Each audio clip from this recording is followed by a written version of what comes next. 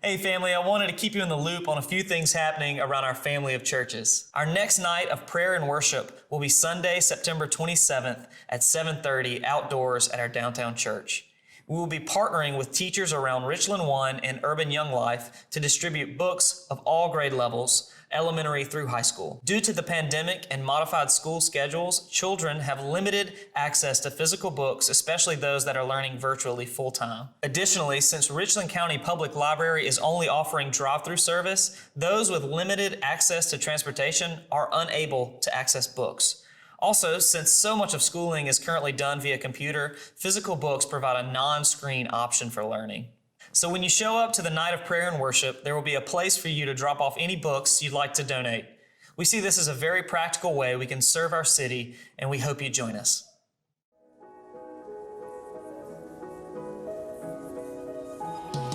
Hey Midtown family, this is Abby Buchanan from Midtown Lexington. Today's scripture is Matthew 5:21 through 26. You have heard that it was said to those of old, you shall not murder, and whoever murders will be liable to judgment. But I say to you that everyone who is angry with his brother will be liable to judgment. Whoever insults his brother will be liable to the council, and whoever says you fool will be liable to the hell of fire. So if you're offering your gift at the altar, and they remember that your brother has something against you, leave your gift there before the altar and go. First be reconciled to your brother, and then come and offer your gift. Come to terms quickly with your accuser while you are going with him to court, lest your accuser hand you over to the judge, and the judge to the guard, and you be put in prison. Truly I say to you, you will never get out until you have paid the last penny. This is the word of the Lord.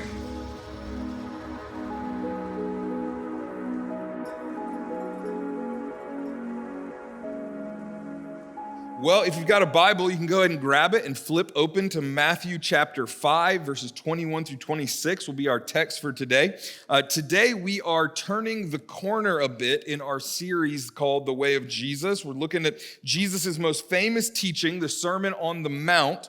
The first 4 weeks, we have been looking at kind of Jesus' setup for the rest of the sermon, all right? So week 1, we looked at how Jesus was talking about his kingdom. In week 2, we saw Jesus walk through his upside down values called the Beatitudes. Week 3, Jesus talked about his desire for his church to be a salt and light community. And then last week, we saw Jesus unpack his view and his relationship with God's word, the scriptures.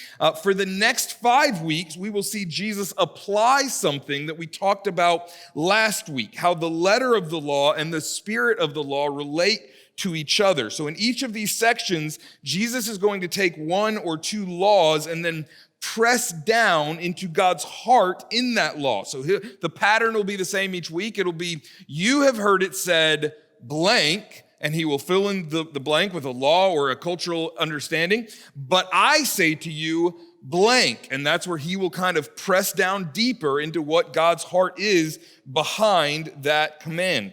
Today, we are looking at the command, do not murder, and I'll go ahead and give away the ending. I'm going to spoil it for you.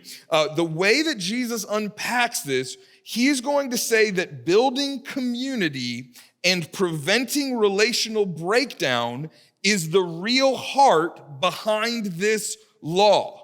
Okay, that's what God is really after, is preventing relational breakdown that tears apart communities. We'll look at it in 2 chunks. The first 2 verses is where Jesus is going to make his argument. And then the last 4 verses, he's going to apply that argument in a couple of ways. We will pick it up in Matthew 5, verse 21.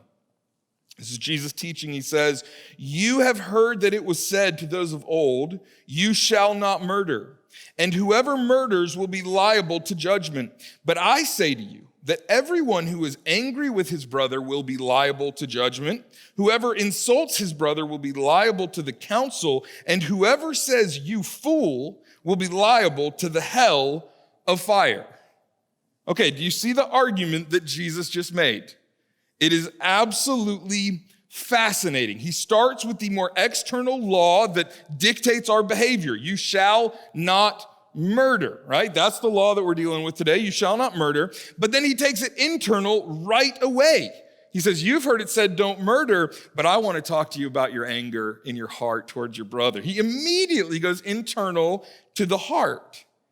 Now, the law that he's dealing with here, do not murder, that's a fairly big one. Amen? We agree on that? Okay. It's number 6 of the 10 commandments. It made the Big 10, the top 10 list. And it's literally one of the worst crimes that you can commit. So about the only way to do a worse crime than murder is to murder multiple people or to commit another crime while also murdering. Okay, that's like the only way to really make it worse. It's a huge deal. And Jesus tells his audience, he says, when it comes to murder, you know that whoever murders will be liable to judgment. He says, you just know this. This is apparent. It can also be translated liable to the court. So he's saying if you murder, there will be an arrest and there will be a judge and a courtroom and prison time. But then he continues, but I say to you that everyone who is angry with his brother will be, he uses the exact same words, liable to judgment, liable to the court. Wait a second, Jesus. Is that like a verbal typo? Like, Jesus, did you just equate anger and murder? And if you did, why? Those do not feel equivalent to us, yeah?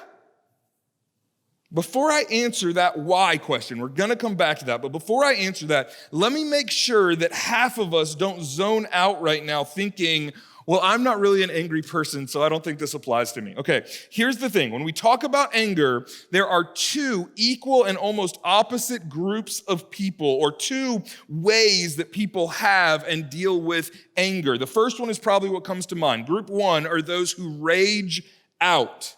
If you're in this group, when you are mad, everybody knows. You speak your anger. You show your anger with demonstrative faces. You get red in the face, or in the South, how we might describe someone as spitting mad, right? I have one really good friend that when he's mad, and he's very mature, he's very godly, so he's oftentimes withholding his anger, but you can tell because the red slowly creeps up the side of his neck.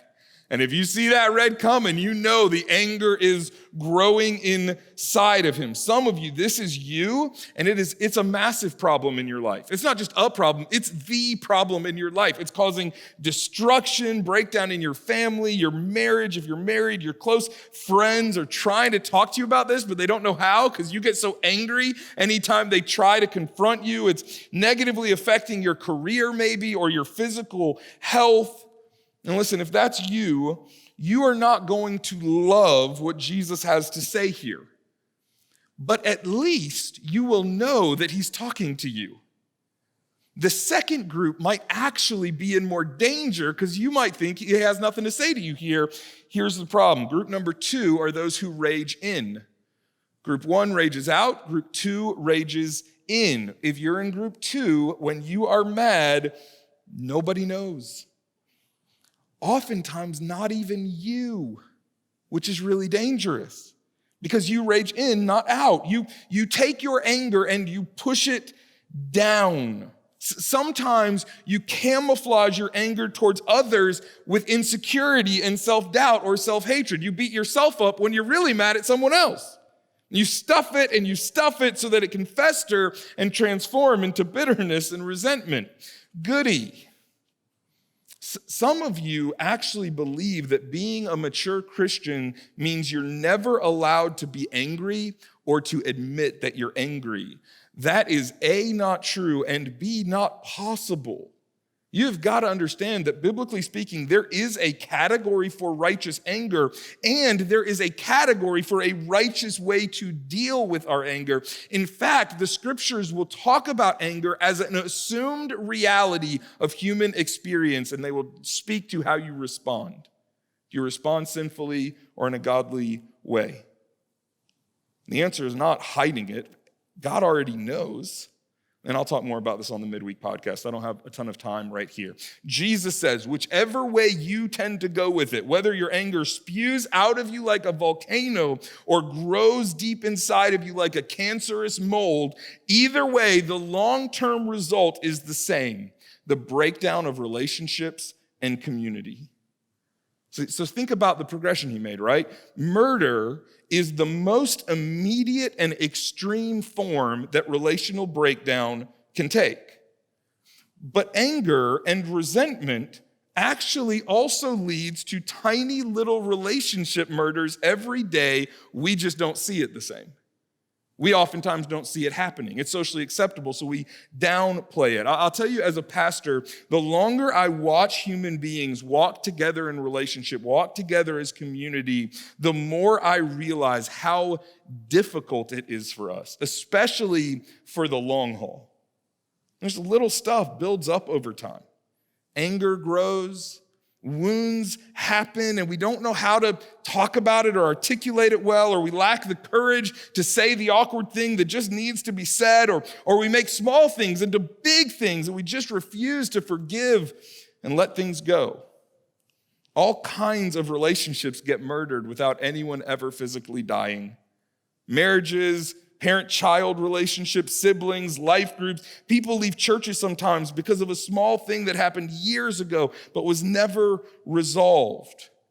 And we know that this is part of what Jesus has in view because he doesn't stop with anger. He doesn't just go murder, anger, the end. I'm just talking about anger. He keeps digging deeper. Look back at what he says. He says, whoever insults his brother will be liable to the council. Whoever says, you fool. So he's gone smaller than anger now to what are seemingly very small offenses.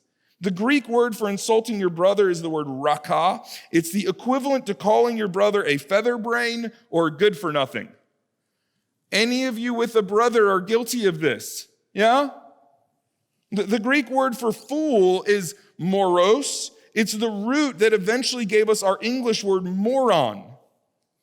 Calling someone a moron is not a huge crime like murder, yeah? They're small, barely noticed, fleeting thoughts. They come to our mind and fall off our lips without a second thought. But Jesus says, watch out. Every time they're actually exposing a big heart problem with massive repercussions. For insulting your brother, he says you'll be liable to the council. Pull that scripture back up, Nicole. He says, for insulting your brother, you'll be liable to the council. That word council is Sanhedrin. It was their equivalent to the Supreme Court. So we started with a normal court where murders get taken care of. We've gone to the highest court in the land. And then look at what he says for calling someone a fool. He says you'll be liable to the hell of fire. That's as bad as it can get. It's like Jesus is doing a hyperbolic inversion here, okay? Where the crimes are getting smaller and smaller, from murder to anger to insulting your brother to calling a stranger a moron, but the punishments are going up and up, from normal court to Supreme Court to the final court of God's judgment, with an eternity of hell as a possible sentence. Which brings us back to our question of why? Why, Jesus? Why is Jesus so adamant here about things that do not seem like a very big deal to us? That's our question. I'm going to give you 4 pieces of the answer for Jesus' argument here. Why is Jesus so adamant here? Part 1, Jesus never forgets that we are image bearers. We forget this all the time. Jesus never forgets. The biblical view from Genesis 1 is that human beings have built-in dignity and worth and value because we are made in God's image. And when it comes to image bearers, Jesus has a very clear and a very high view on how he expects image bearers to be treated, including with our words and with our thoughts.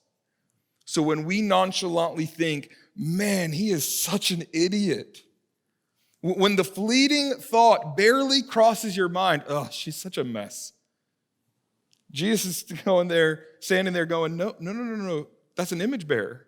Stop. That's an image bearer of the King. Don't dismiss them with your thought. Don't murder her in your mind.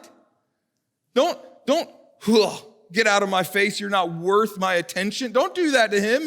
He's God's kid, made in his image. Jesus is saying here that none of our dismissive, insulting, idle thoughts or talk are benign.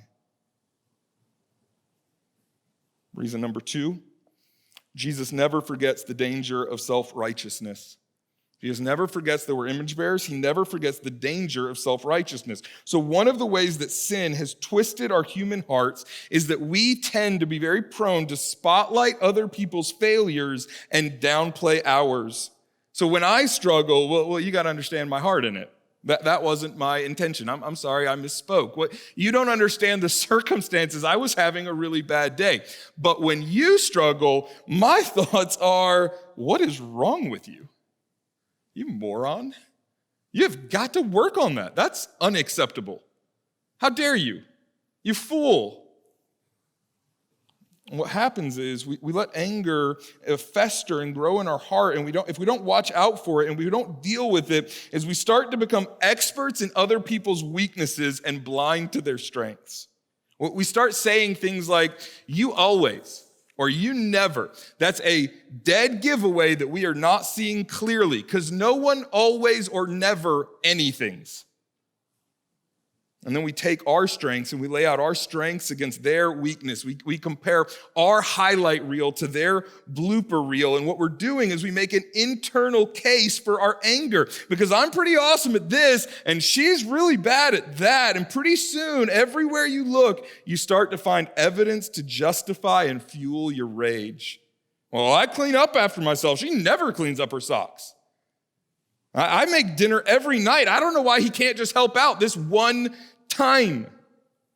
So psychologists and ethicists will call this the fundamental attribution error. It's a cognitive distortion where we attribute blame and over-personalize other people's weaknesses as a personal moral character flaw. But when it comes to our weaknesses, we attribute externally to circumstances. It's understandable. And Jesus saying this is sinful self-righteousness, and it's one of the sneakiest, most pervasive ways to break down human relationships, which leads us to number 3. The third reason why Jesus is so adamant here is that Jesus never forgets who the real judge is. See, part of the reason why Jesus reminds us with each of these infractions that we will face a court and a judge is because in each of these infractions, we are wrongly and sinfully setting ourselves up as the judge. Think about it. Go back through the infractions. Murder is an ultimate act of judgment on a human being's existence. Murder is saying with our hands, you no longer deserve to live. That is a judgment that is reserved for God and the highest courts. But in the same way, when we call someone a fool, when we let anger in our heart grow towards someone, we are over and over again saying in small little ways, I sit in judgment over you. I get to dictate and determine your worth. I get to decide who matters and who doesn't. But that seat isn't yours. That job is already taken. When it comes to someone's value and worth as an image bearer, God alone holds that position in the universe. And he is not looking for a consultation from you. Number 4, this was the biggest one. We'll land on this one. The fourth reason why Jesus is so adamant about something that we think is kind of small is that Jesus values relationships and community more than we do. He values it more. He sees right. He's not wrong. He's right. He sees it better than we do. So God's heart behind the command to not murder is not limited to the prohibitive do not portion of it. The heart behind this law is that actually he has so much do for God's people, not just do not. Here is the do that goes along with this. Do reflect God's perfect, triune, loving relationships that he has lived in community with himself for all eternity. Do reflect that. Do love each other with a love that is surprising and shines like light in the darkness. This is what we talked about. Jesus says he wants us to be a salt and light community. Do walk in long-term, committed, deeply known and loved relationships. Do bear with each other no matter what the circumstances are. Do humbly own your sins so that your relationships won't break down over time. Do be so wary of your own self-righteousness that even little insults get noticed and get repented of. And all of this is a very difficult uphill climb for us as modern Westerners. We're not conditioned to do long-term brotherly affection, deep friendships very well. We love our freedom and our individualism so much that the necessary restrictions of deep, meaningful friendships feel like a straitjacket. They feel like handcuffs. So for a lot of us, the friendships that we have, they just tend to stay pretty surface level. I'm friends with you because we kind of like hanging out and doing the same things together. And if the normative model for our friendships is every few weeks we're going to go hang out at a brewery, we keep it kind of surface, you'll know some details but not the depths of me, then if stuff's not going well here, well, I can just move on and find someone new who wants to go to a different brewery with me. There's plenty. Our friendships are very replaceable because we keep them surface level.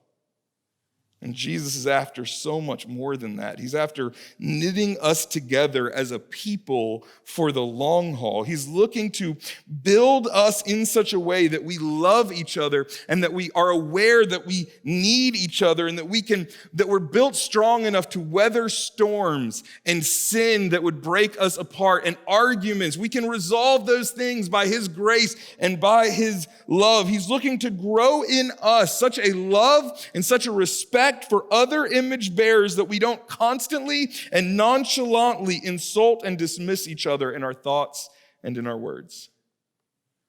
I'll kind of use my kids as a microcosm picture of this. Any parents, you will likely relate to this idea. We have 5 kids, which means it is almost a daily occurrence that I have to step in and referee my kids while they are just being absolute monsters to each other. It almost always goes the same way. Hey, stop it. Don't talk to each other like that. What are you doing? Yeah, but she was being so annoying first. Yeah, but you said she's an idiot just like her mother. That's not going to fly. That ain't going to cut it. I don't know. We don't do that. And honestly, most of the time, it's not really the content of what they say. Most of the time, it's the tone that just gets me. I mean, it's like this grating, whiny, hate-filled, like sibling stuff, right?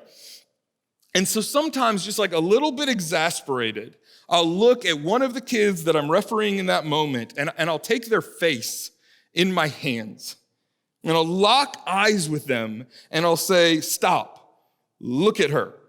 Turn the face, right? It's in the hands. Look at her. Do you hate her or do you love her? Every time, same thing. Roll their eyes. Love her.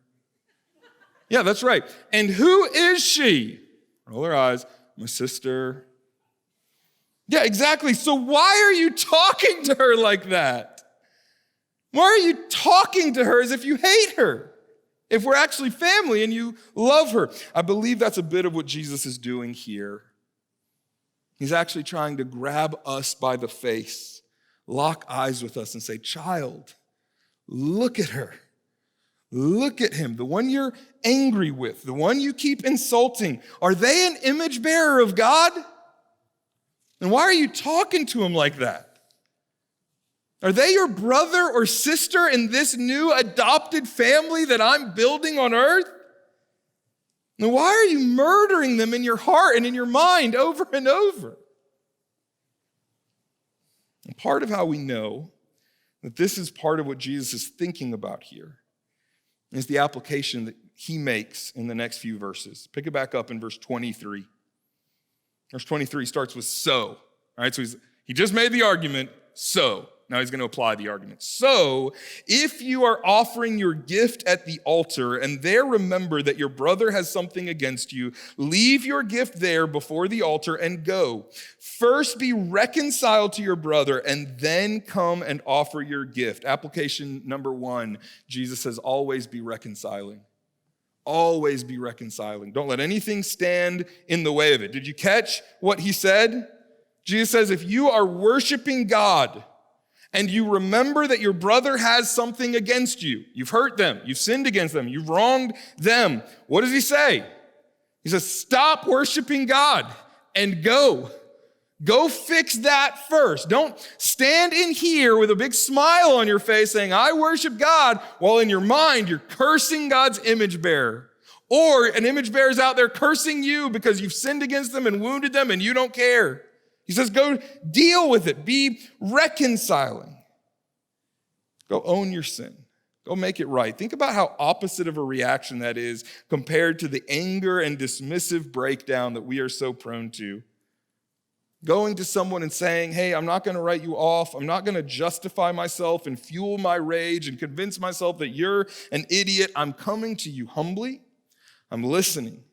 I'm apologizing. I'm owning my sin. I'm owning whatever I can own in this situation, and I am fighting for our relationship to be reconciled because it matters to me and it matters to the God who made us in his image and intends to knit us together as a family.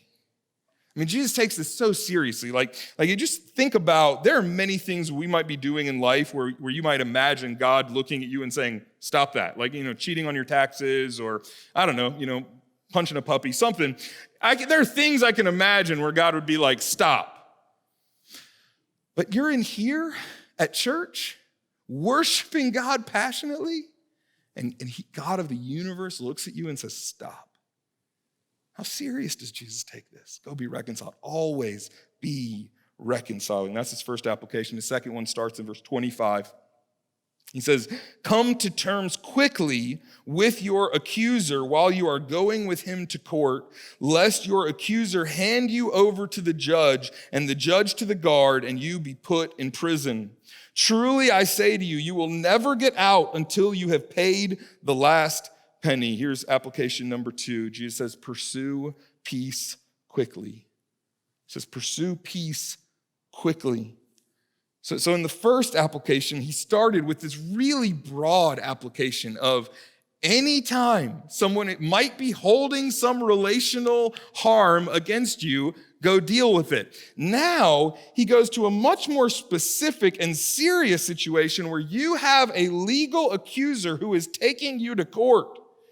And he says, okay, in that big situation, just like in the small ones, go be at peace. Make peace as quickly as you can. Resolve the situation, whatever it costs, because otherwise, it's going to cost you far more. The ramifications are going to be worse if you proudly and self-righteously say, no, I'm right, and they're wrong. The relational breakdown is worse. You're going to pay every penny, he says. The cost is worse than you can imagine. It kind of reminds me of college sports. I'm a big fan of college sports, particularly college football, which real college football that matters is being played tonight. We're recording this on Thursday. For some of you who are watching this on Sunday, you might have seen some actual games on Saturday. It's great. Here's the thing. When colleges get accused of recruiting violations, which just happens all the time. I heard one guy describe it as like speeding on the highway. It's like everyone does it. It's just a matter of how fast you're going. I don't know if that's true or not. That's just how he described it. When colleges get accused of recruiting violations that happen all the time, they generally have two options. They can be honest, own it, report it to the NCAA, and then impose their own sanctions. They can punish themselves before the NCAA does anything. And if they do that well, a lot of times the NCAA will come in and say, hey, those are sufficient sanctions. You're off the hook. You're done. Carry those out. Well done. The other option is they can downplay, try to dodge the trouble, try to act like there's no big thing. And then eventually it gets found out. And when the NCAA gets involved, huge sanctions come down because they didn't own it. They didn't deal with it. They didn't do what Jesus is saying here. They didn't own their stuff and make peace quickly. That's a bit of what Jesus is telling us. Don't give in to your self-assured, self-righteous, angry heart. Humble yourself, own your sin, go to your accuser, and do whatever you can to make it right and to live at peace. This is Jesus unpacking his earlier beatitude. Blessed are the peacemakers. Paul will pick up on this in Romans 12:18 when he says, if possible, so far as it depends on you, live peaceably with all. Live at peace with all. Now hear me, in a broken world full of many sinners, it is not always possible. And sometimes you have actually done everything you possibly could do to be at peace, to be reconciled, but not most of the time. And Jesus says that our heart should be bent towards prayerfully seeking peace and reconciliation. Our heart should be bent towards being really suspicious of our own anger and our own self-righteousness, especially when it would come in between and break down relationships. I have a suspicion that right now, some of you, as you're hearing this, could be thinking to yourself, okay, John, I see what Jesus is saying. That's all well and good. But you don't understand my situation. It's complicated. It's worse than that. You don't get it. I mean, like, I'm really right in this one, and they're the worst. So Jesus just does, he couldn't possibly mean for me. I will say there are some very extreme situations where you might need to be at peace from a distance. But those are rare. For most of us, here's how I would encourage you.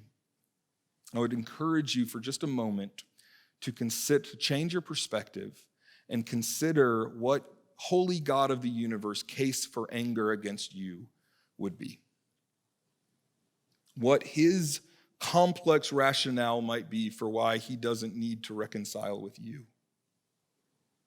And I would encourage you to consider what incredible lengths he went to, what it cost him to make a way for you to be made right with him when you were his enemy, according to the scriptures. When you were far from him, when you were raging against him in your heart, when you wanted nothing to do with him. What did it cost him? It cost him the cross. It cost him his son to pay for the damage that we had done in this relationship. I would encourage you to consider that incredible gospel that God joyfully and gladly, willingly, Jesus laid down his life to make a way to restore a peaceful, right relationship with you. I would argue that empowers you for incredible amounts of peacemaking and reconciliation that you may not think are possible, that wouldn't be possible on your own, but you're not on your own. Jesus gives you a spirit. He gives you a spirit to empower. Two final application points, and then I'll pray. If throughout this sermon, God's Spirit keeps bringing someone to mind and you just keep thinking about them over and over again, as soon as the sermon is over, I would encourage you to go talk to them, go call them, shoot them a text and say, hey, we need to talk soon. And I'm not mad at you. I just need to own some things. And then don't go do that half apology thing. I'll talk about it more in the midweek. Application number 1, don't wait, don't linger, always be reconciling. Whatever's off, go deal with it now. Application number 2, for some of you, this sermon has really hit on the main problem in your life. Maybe it's that overt rage out anger is causing all kinds of damage. Maybe it's actually that you've realized you have a deep anger problem that you didn't see there because you're rage in, you're group 2. Whichever one, I want to let you know that recovery is starting soon. It's going to be starting Monday, September 28th. But this year, because of COVID, we have to do it a little bit different. You've got to pre-register in order to come. We have limited available spots, so register online at midtowndowntown.com. You need to register by September 21st. So that's 2 Mondays from now. Don't wait. Do it. Come get the help you need. We would love to step in and wade through your anger issues and these whatever problems Jesus is bringing to the surface so that you can be more fully formed into his image. Let me pray for us. Father God, thank you so much that you, at great cost to yourself, you loved us and you sought peace with us and you made a way for us to be reconciled to you when we didn't care about you, when we were happy to go on living pride-filled, self-righteous lives. God, I pray that the cross of Jesus, the empty tomb, would be the hope for us as we approach human relationships, that we would have the wisdom to know when we're trying to do too much on our own, but God, that we would also have the unbelievable hope that you can fix things that just look unfixable. God, would you fill our prayers with that kind of hope? Would you give us a suspicion of our own anger and our self-righteousness? Would you help us to check everything with you, with your word, with our community, that we might go forth being as peaceable of a people as possible, living as peaceful with everyone as possible, such that your kingdom could advance, such that the mission could go forward, such that we wouldn't be bogging down in drama and anger that would eat up our hearts and kill the fruit that you want to be growing in our lives. We pray all these things in your precious name, Jesus. Amen.